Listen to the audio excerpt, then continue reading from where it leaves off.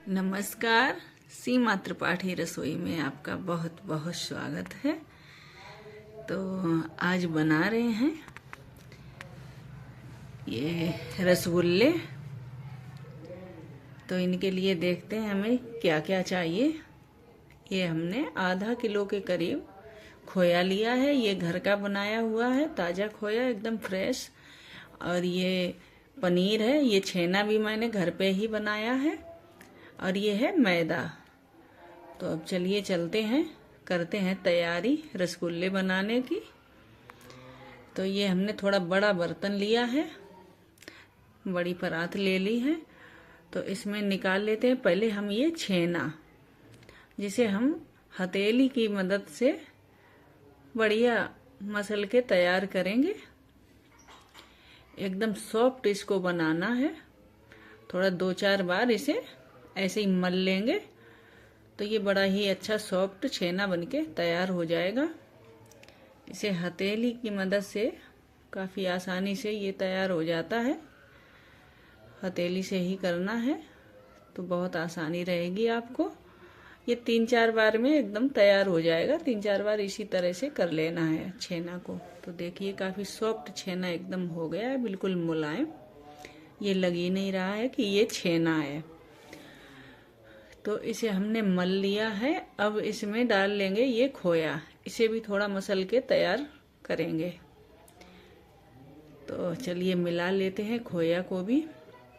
इसे भी एक बार हथेली की मदद से ही ऐसे मिक्स कर देंगे तो ये साथ के साथ मिक्स भी हो जाएगा और मुलायम भी हो जाएगा। वैसे तो एकदम ताज़ा खोया है, घर का बनाया हुआ।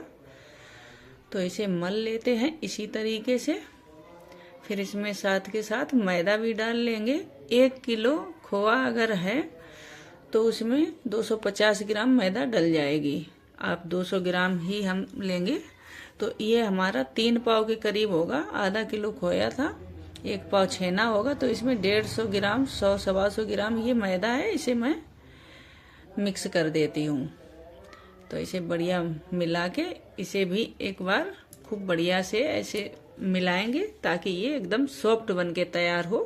इसे बिल्कुल टाइट नहीं रखना है, काफ़ी मुलायम सा रखना है।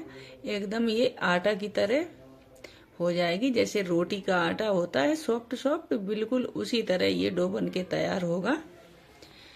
तो हम अब डो को तैयार कर लेते हैं। इसे बस मल लेंगे आप जितना अच्छे से, उतने अच्छे आपके रसगुल्ले बनके घर पे तैयार होते हैं। बहुत ही साफ सफाई से। बाहर का बिल्कुल खाने को आजकल मन नहीं करता है। तो मैं ज़्यादातर ऐसी चीज़ें घर पे ही बनाती रहती हूँ बच्चों के लिए। तो घर में क्या है, बच्चे को एक को तो रसगुल्ले पसंद है और एक हमारा जो है बेटा, एक ही है तो वो रसगुल्ला नहीं खाता है। हमारे पापा भी नहीं खाते हैं, उनको भी नहीं पसंद है। तो पता नहीं उन्हीं की आदत इसको भी आ गई है। इसमें भी ये भी रसगुल्ले नहीं खाएगा, बाकी की मिठाई खा लेता है। तो ये हमने जब तक अपना वो डो रख दिया है तैयार होने के लिए, तब तक हम चाशनी की तैयारी कर लेते हैं। 1 कटोरी चीनी ली है, सेम वैसी कटोरी 1 पानी, और ये 4 इलायची हमने कूट के डाल दी हैं। तो इनका फ्लेवर रसगुल्ले में बड़ा ही अच्छा आता है। अगर आप केसर डालना चाहें तो केसर भी डाल सकते हैं। मैंने इलायची डाली है। तो इधर हमारी चाशनी भी बन जाएगी। इसे ज़्यादा गाढ़ा नहीं रखना है, बिल्कुल हल्की सी चिपचिपी चाशनी चाहिए हमें। तो इधर हमारा डो भी तैयार हो चुका है, उधर चाशनी बन रही है।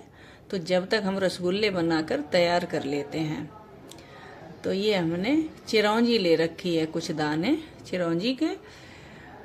तो इसे हम बीच में थोड़ा खोया में गड्ढा सा बना के उसमें ये 1-2 चिरौंजी रख देंगे। इनका भी स्वाद काफ़ी अच्छा आता है रसगुल्ले में। तो चिरौंजी के बीज 2-3 डाल दिए हैं हमने। आपको पसंद हो तो डालें, अगर नहीं पसंद है तो मत डालें, पर मुझे अच्छे लगते हैं तो मैं डालती हूँ।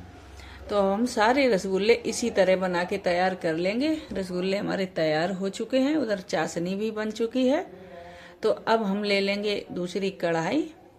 देखिए कितने प्यारे रसगुल्ले बन के तैयार हुए हैं, एकदम इक्वल साइज के। और ये 45-50 के करीब रसगुल्ले होंगे। तो ये हमने दूसरी कढ़ाई चढ़ा दी है और हम देसी घी में इन्हें सेकेंगे। मैं रिफाइंड का यूज बिल्कुल नहीं करती हूँ घर में। कई चीज़ें हैं जो कभी कभी बनाती हूँ वो देसी घी में बनाती हूँ, और कई चीज़ें हैं जो सरसों के तेल में बना लेती हूँ। लेकिन मैं रिफाइंड बिल्कुल, कई साल हो गए हैं, 10-12 साल हो गए होंगे, बिल्कुल भी रिफाइंड यूज नहीं करती हूँ घर में। तो ये हम ज़रूरत के अनुसार घी डाल लेंगे जितनी हमें ज़रूरत है। बस केवल रसगुल्ले सेकना है और इसमें सिक जाएंगे, इतने में इसे मेल्ट होने देंगे। और बहुत ज़्यादा गर्म घी नहीं करना है, मीडियम गरम रखना है। इसी में रसगुल्ले सेकने के लिए डाल देंगे। अब हम, कढ़ाई हमारी गरम हो चुकी है, जितनी हमें चाहिए उतनी। तो अब हम जितने इसमें अच्छे से पलट जाएंगे उतने रसगुल्ले डाल देंगे। बहुत ज़्यादा भी नहीं डालने हैं और बहुत कम भी नहीं डालने हैं, जितने पड़ सकें इसमें उतने डाल देना है। तो ये हमारे 3 से 4 बार में सिक के तैयार हो जाएंगे, इतने घी में बढ़िया से सिक जाएंगे। अब घी को बहुत ज़्यादा लगा लो फिर बाद में ये बर्बाद होता है, तो मैं ज़रूरत के हिसाब से ही चीज़ लेती हूँ। देखिए कितने प्यारे रसगुल्ले सिक के तैयार हुए हैं, बहुत ही अच्छे रसगुल्ले सिक चुके हैं। ज़्यादा गैस तेज नहीं रखेंगे, मीडियम गैस रखेंगे आँच, तो उस पे सेक लेते हैं सारे रसगुल्ले इसी तरीके से। तो देखिए कितना प्यारा कलर आया है रसगुल्ले में, और हमने गर्मा गर्म ही चाशनी में डाल दिए हैं। तो इसी तरह 3 से 4 बार में सिक के तैयार हो जाएंगे सारे रसगुल्ले। तो मैं सेक लेती हूँ।